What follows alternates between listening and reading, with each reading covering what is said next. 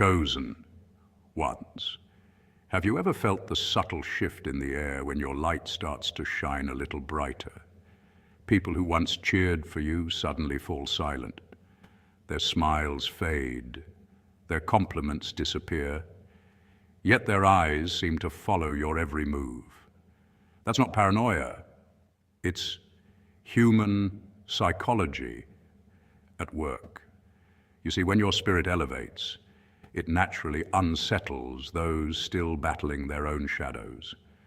It's a phenomenon rooted in social comparison theory, a concept introduced by psychologist Leon Festinger, which explains how people measure their self-worth by comparing themselves to others. When your life begins to radiate purpose, peace, or progress, it challenges the illusions others built to feel secure. And instead of being inspired, some react with envy because your growth reminds them of the effort they're avoiding in their own journey. Let me paint you a picture. Imagine a woman who endured countless storms, betrayal, loss, loneliness. She never sought attention, never bragged about her healing, yet something within her changed. Her presence grew calmer, her smile softer, and her confidence quieter. Without saying a word, she began to carry divine peace, and those who once surrounded her started to drift away, not because she offended them, but because her peace confronted their chaos. Spiritually, light exposes what darkness tries to hide. Psychologically, authenticity triggers discomfort in those addicted to pretending. That's exactly what's happening to you. Your energy, grounded, genuine, and God-centered, creates an invisible mirror. Some will see reflection and growth. Others will see everything they've refused to face. But understand this, their jealousy is not your problem. It's your confirmation. You've become evidence that transformation is real. And in a world obsessed with noise, your quiet progress speaks volumes. So when people stop clapping for you, don't shrink back. When the gossip starts, don't defend yourself. Jealousy, in its twisted way, is spiritual applause. It means you're moving. You are walking proof that divine favor doesn't need validation. God didn't call you to blend in. He called you to stand out, to trigger awakening through your presence. So, wear your growth proudly, chosen one. Let the light within you shine so bright that even those who can't stand you can't ignore you. Because in truth, the jealousy surrounding you isn't opposition. It's divine protection reminding you that you are exactly where you're meant to be. Point 1, your presence changes the atmosphere. Chosen ones, have you ever stepped into a room and felt the atmosphere change, like someone just dimmed the lights or the conversation suddenly slowed down? That's not your imagination, that's your energy shifting the frequency of the environment. See, energy is not just some new age buzzword, it's physics. Everything vibrates. You, me, even the chair you're sitting on. But when your vibration is rooted in peace, self-awareness, and divine alignment, it naturally disrupts anything that's out of balance. When a chosen one walks in, it's like striking a tuning fork in a noisy room. Every other vibration either harmonizes with you or resists you. And that resistance, that's the tension you feel. You carry what spiritual teachers call high-frequency energy. This means your spirit is anchored in truth, compassion, and clarity, things that make people feel seen. But here's the thing. Most people aren't comfortable being seen. They wear emotional armor, carry hidden guilt, or bury themselves in distractions just to avoid confronting who they truly are. When your peaceful energy meets their chaos, it silently exposes the cracks in their facade. You're not calling anyone out. Your very presence does that. It's like turning on a light in a messy room. The light isn't judging, it's just revealing what's there. This is why, chosen one, your peace can feel like confrontation to others. Your silence unsettles those who rely on noise. Your stillness confuses those addicted to drama. Psychologically, humans mirror the energy they encounter. When you remain calm and grounded, you force others to face the storm inside themselves. It's not that they dislike you. They dislike the reflection of their own unrest that appears when you're around. You might notice how gossip tends to fade when you enter the room, or how people start acting differently, softer, quieter, or sometimes even defensive. That's because your energy field, whether you realize it or not, communicates before you do.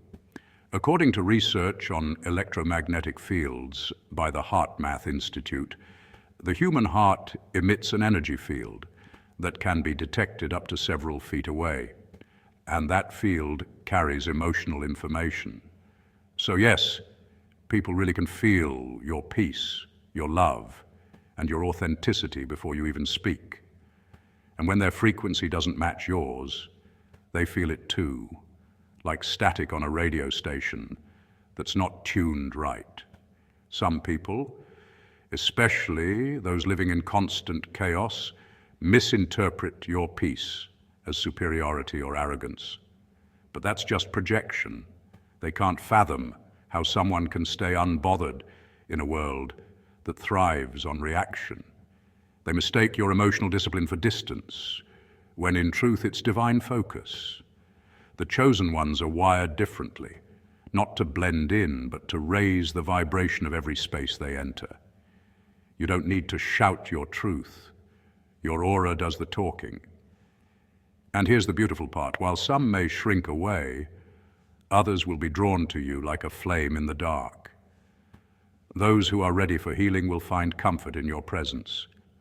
You'll notice strangers opening up to you, friends seeking your advice, or even animals and children gravitating toward you because your spirit radiates safety and authenticity.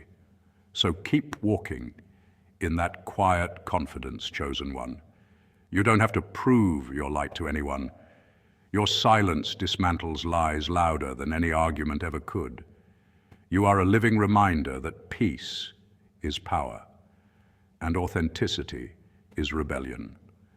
Continue to walk into rooms with your calm spirit and your grounded presence, because whether they admit it or not, everyone feels it. You are not there to blend in, you're there to bring balance. Point two, you heal without trying. Have you noticed that people always seem to come to you when life gets heavy? It's as if you wear an invisible sign that says, "Safe space, healing available here." They start talking, sometimes without even realizing why. And before long, they're unloading their secrets, worries, and deepest emotions onto you. That's not random. That's your healing aura at work. You, chosen one, are what psychologists call an empathic presence. But in spiritual language, you're a vessel of divine light. Your energy operates like spiritual medicine. People sense peace around you because your frequency vibrates higher, calmer, purer, and more grounded than the chaos most live in. After being around you, they feel lighter, clearer, and strangely comforted, as if a weight has been lifted. Science actually backs this up. Studies on emotional contagion, the phenomenon where people unconsciously absorb the moods of others, reveal that calm, self-regulated individuals can physiologically lower the stress levels of those around them. Your nervous system becomes a tuning fork that harmonizes others. It's not your imagination that people seem to breathe easier in your presence. Their bodies literally begin to mirror your peace. This is spiritual alignment in action. Your calm nervous system sends a silent message. You are safe here. But here's the paradox. While some are drawn to that light, others are unsettled by it. Your peace highlights their inner storms. Your composure exposes their restlessness. Instead of asking, how can I learn to be that grounded? Some choose envy. They'll pick at you, question your calm, or gossip just to test your boundaries. Don't take it personally. Their reaction isn't about you. It's about the reflection they see in you. Your stillness reminds them of the chaos they haven't yet mastered. You're proof that peace is possible and that truth can be uncomfortable for those still fighting their inner demons. Think of it like this. Your soul emits a frequency similar to how a tuning fork produces sound. When someone out of tune stands near you, they either rise to meet your vibration or feel the discomfort of their own dissonance. That's why, chosen one, some people feel instantly connected to you, while others feel inexplicably irritated by your presence. You're not doing anything wrong. You're simply vibrating at a higher level of spiritual coherence. Throughout history, every spiritually awakened soul has carried the same paradox. Jesus, Buddha, Rumi, they brought peace wherever they went. Yet they also provoked envy and misunderstanding. Their light stirred both admiration and resentment. And you, in your quiet way, walk that same ancient path. You heal through presence, not performance. You don't have to preach or prove. Your energy speaks volumes. But be mindful, chosen one. The healer also needs healing. Don't let your compassion drain your spirit. Protect your peace like a sacred flame. The same gift that draws people to you can also exhaust you if you don't recharge. Spend time in solitude, reconnect with Source, and cleanse your energy after deep conversations. It's not selfish, it's spiritual hygiene. So when people come to you with their burdens, remember, it's a reflection of your divine calling. You were chosen to be a mirror of peace in a restless world. And when others envy your calm, know that it's only because they've seen a glimpse of what their soul truly desires. Keep shining, keep healing, and keep walking with that quiet power. Because your presence, chosen one, is the reminder that peace is not only real, but contagious. Point 3. You glow differently after every battle. Chosen ones, they saw what you went through. They saw the nights you cried in silence, the seasons when nothing made sense, and the moments you lost everything that once gave you stability. They watched you walk through fire, expecting the flames to consume you, but instead, you learned how to dance in them. They were waiting for your collapse, but what they didn't realize was that every loss was simply clearing the stage for your transformation. You didn't just bounce back, you glowed up. And that glow didn't come from material things, it came from resilience, from healing, from the divine light within you that refused to go out no matter how dark things got. You see, most people can only handle you when you're struggling, because your pain makes them feel safe, even superior. But the moment you start rising, the moment your peace becomes louder than your pain, something shifts. Psychologists call it Schadenfreude, a phenomenon where some people feel pleasure in another's suffering. But when that suffering ends and you begin to thrive, it threatens their sense of control and superiority. That's when jealousy starts to disguise itself as concern. Suddenly, people who never checked on you before start saying things like, "I'm just making sure you're okay," or "Don't you think you're changing a bit?" They're not checking on you, chosen one. They're checking your progress, calculating how far you've gone without them. And the reason they're mad, it's because you broke the unspoken rule. You were supposed to stay broken. You weren't supposed to heal without their help, succeed without their approval, or glow without their validation. You became living proof that divine favor is real, that faith can rebuild what the world tried to destroy. Spiritually speaking, this is what many mystics refer to as the phoenix stage. The phoenix doesn't fear fire, it uses it to be reborn.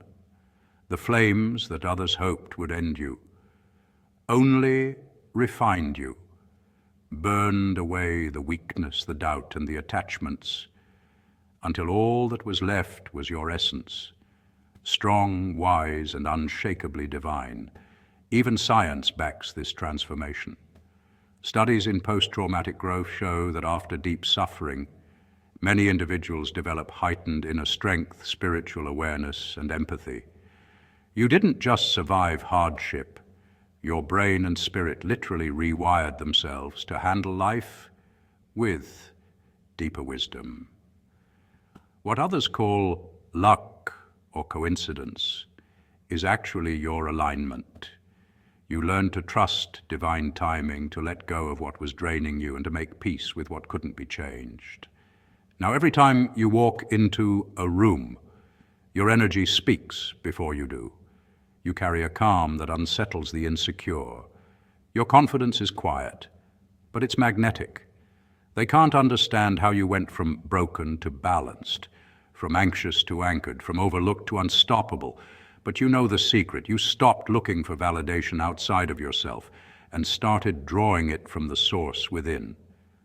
That's the ultimate glow-up.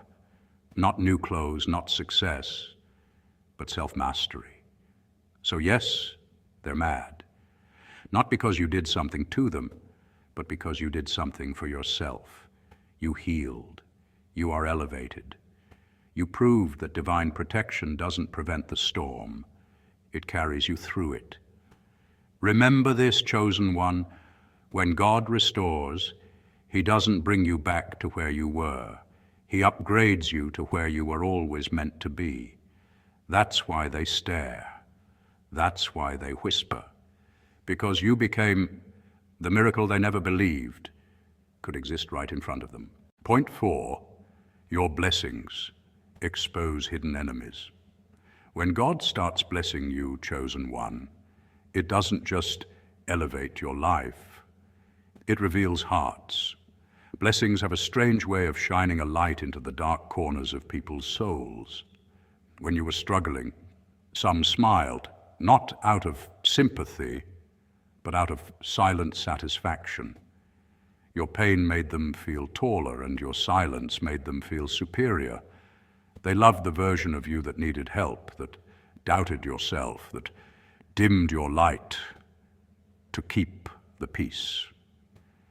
But now that God's hand is visibly on your life, their applause turns into awkward silence. Their encouragement turns into subtle distance, and that's not coincidence, that's revelation. See, spiritual growth and divine favor act like a mirror.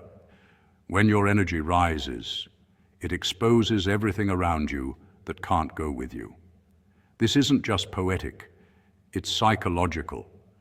The human brain releases dopamine when it feels superior and threatened when it perceives someone breaking free from the status quo. Social scientists call this status incongruence, where the change in one person's position creates discomfort in another's self-perception. In simple terms, your elevation reminds them of what they refuse to rise from. Think about it. When Jesus started performing miracles, even his own hometown doubted him. "Isn't this the carpenter's son?" they whispered.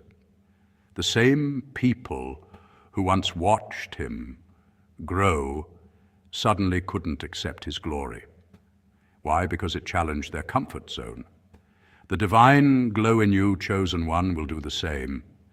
You're no longer the version of yourself that tolerated disrespect or settled for crumbs. God leveled you up not to make you arrogant, but to fulfill the promise he placed within you long before they ever had an opinion.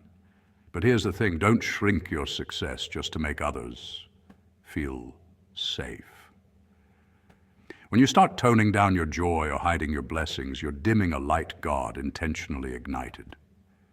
You paid for that peace through nights of doubt, tears of surrender, and silent battles no one saw.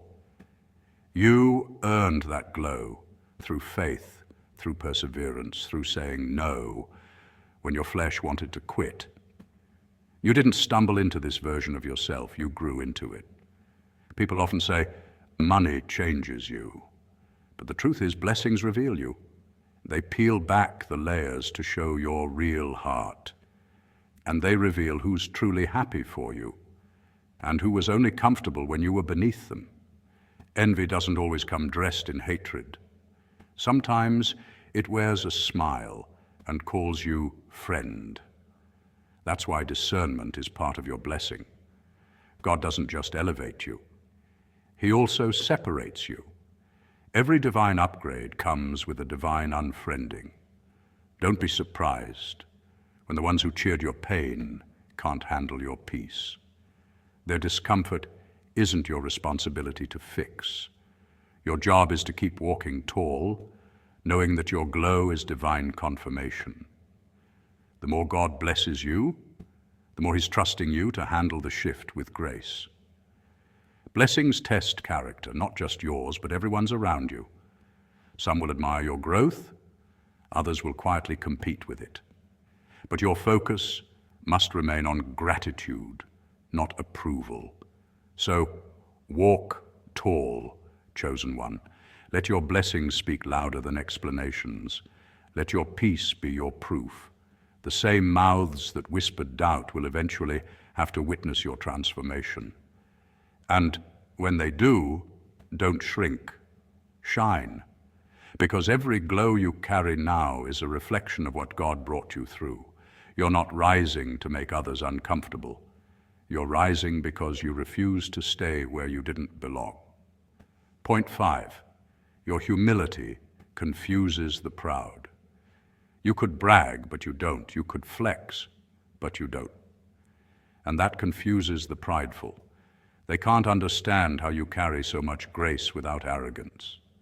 The world today rewards loudness, self-promotion, ego displays, and constant competition for attention. Yet here you are, moving in silence, letting your light speak louder than your words. You're not driven by the need to prove yourself, because you already know who you are. That quiet confidence is unsettling to those who depend on validation. See, the proud need an audience, but the chosen ones perform for God. Humility is not weakness. It's wisdom, disguised as calm. It's knowing your worth so deeply that you don't need to announce it. Psychologists even confirm that truly confident people tend to speak less about their accomplishments because their sense of identity doesn't rely on external approval. You see this reflected in great leaders throughout history, people like Nelson Mandela, Mother Teresa, and even Albert Einstein. Despite their immense achievements, they remained remarkably humble. Einstein once said, "The more I learn, the more I realize how much I don't know." That's humility at its finest, understanding that greatness doesn't need applause to exist. When prideful people encounter you, they can't compute that kind of energy. Your silence threatens their noise. Your peace exposes their restlessness. Your lack of need for attention makes them desperate to regain control. That's why they gossip, compete, or try to belittle you. It's not really about you, it's about how your humility mirrors their insecurity. They crave recognition, while you crave alignment with purpose. You know that elevation doesn't come from people, it comes from God. And that's what separates you from the prideful crowd. Spiritually speaking, humility is divine technology. It's how the soul stays light enough to rise. In the Bible, James 4:10 says, "Humble yourselves before the Lord and he will lift you up." This isn't just poetic, it's spiritual law. When you're humble, you stay teachable. And when you're teachable, you're expandable. God can pour more into vessels that aren't already full of themselves. That's why every time life humbles you, it's actually preparing you for promotion. You can't pour fresh oil into a cup that's already overflowing with ego. Even in psychology, humility is linked to emotional intelligence, the ability to understand and manage your emotions while empathizing with others. Studies show that humble individuals experience stronger relationships, less stress, and greater resilience. Why? Because they don't waste energy defending their image. They move with grace, knowing that real strength doesn't shout, it radiates. You've probably noticed that when you stay humble, some people mistake it for weakness. But that's their misinterpretation, not your burden. Lions don't roar to prove they're lions. They know their power. They just move differently.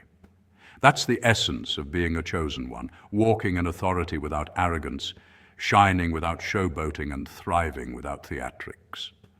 So keep being grounded, even when shade is thrown your way. Let others boast, compare, or compete. You just keep building quietly. Your humility disarms the proud and confuses the self-centered because it reveals the one thing they can't manufacture: authenticity. The humble don't chase crowns, they carry them invisibly. And that's why when God decides to raise you up, no one can take credit for your rise. Remember, the proud climb fast, but fall faster, while the humble move slow but soar higher. Stay in your lane, stay in your grace, because God doesn't bless arrogance. He promotes those who know how to stay small while carrying something great. And that, chosen one, is your divine secret. You don't need to prove your worth when heaven has already stamped your value. Point 6, you're a mirror to people's shadows. Chosen ones, this one cuts deep. People project their insecurities onto you because you are a living mirror. Your light exposes the parts of them they've buried, the wounds they've ignored, and the truths they've avoided for years. You don't even have to speak a word. Your presence alone can trigger both admiration and discomfort in others. Why? Because when someone has spent years building an identity around their pain, your healed energy feels like a threat. Your peace makes their chaos louder. Your clarity makes their confusion harder to hide. And so, instead of looking inward, they point fingers outward, toward you. That's projection in its rawest form. In psychology, projection is a defense mechanism coined by Sigmund Freud. It's when people subconsciously attribute their own unwanted emotions or traits to someone else. For example, a person who secretly feels jealous may accuse you of being competitive, or someone struggling with dishonesty may call you fake. It's a way for them to distance themselves from what they don't want to face. And chosen ones, because you carry an energy of self-awareness and authenticity, you become the easiest target for these unhealed souls. You represent everything they are trying not to see: self-control, inner peace, spiritual strength and truth. Your evolution challenges their stagnation. When they say, "You've changed," what they really mean is, "You're no longer accessible to my dysfunction." They want you back at their level, reacting, apologizing, people-pleasing, because that's where they felt comfortable. Your growth rewrote the dynamic. And for those unwilling to evolve, that feels like rejection. They confuse your boundaries with arrogance and your solitude with pride. But in reality, you're simply protecting your frequency. You've learned that not everyone deserves front row access to your transformation. This kind of projection happens in all areas: friendships, families, and even workplaces. Studies in social psychology show that people often project onto those they subconsciously envy. It's not that they hate you, it's that they hate how you remind them of what they could be if they healed. When you walk into a room grounded, calm, and confident, it silently confronts their insecurities. They see in you the courage they haven't yet claimed. You mirror back the potential they've neglected. And that reflection can be uncomfortable for anyone still clinging to pain. Spiritually speaking, your light acts like truth serum. It brings to the surface what others have hidden beneath years of denial and distraction. That's why you might notice people acting strangely around you, hot and cold, overly friendly one day and distant the next. They're not sure whether to be inspired by you or resent you. You didn't change overnight. You simply shed what was never you. You stopped performing for approval, stopped settling for energy that drained you, and stopped betraying your intuition. And that kind of authenticity can feel radical in a world built on masks. So, chosen one, don't dim your evolution to keep others comfortable. Growth demands space, sometimes sacred isolation. Remember, diamonds don't form in comfort. They're created under pressure. Let them talk. Let them misunderstand. Every accusation, every rumor, every side-eye is proof that your transformation is working. You're stirring something they can't suppress anymore. You've become a walking reminder that healing is possible, and that terrifies those who still choose their wounds over their wisdom. Keep shining anyway. The ones meant for you won't be intimidated by your light. They'll be illuminated by it. And the next time someone says, "You've changed," smile and say, "I was supposed to," because staying the same was never part of your divine plan. Point 7, you inspire quietly. Even your haters watch you. Here's the best part, chosen one. The same people who throw shade are often the ones secretly taking notes. They might scroll past your posts without liking a single one, act uninterested when you speak, or pretend they don't notice your growth. But behind closed doors, they're studying you like a blueprint. They're watching how you move through life, how you respond when storms hit, and how you keep showing up when others would have quit. They're trying to figure out the source of your calm, the reason for your glow, and the secret behind your strength. What they don't realize is your consistency is not about performance, it's about purpose. Every step you take, every choice you make rooted in faith becomes a living example of what spiritual endurance looks like. And that's the thing about the chosen ones. You don't need to preach from a pulpit to inspire transformation. Your life is the message. Studies in behavioral psychology even show that human beings learn more through observation than instruction. People mirror the energy they're most exposed to.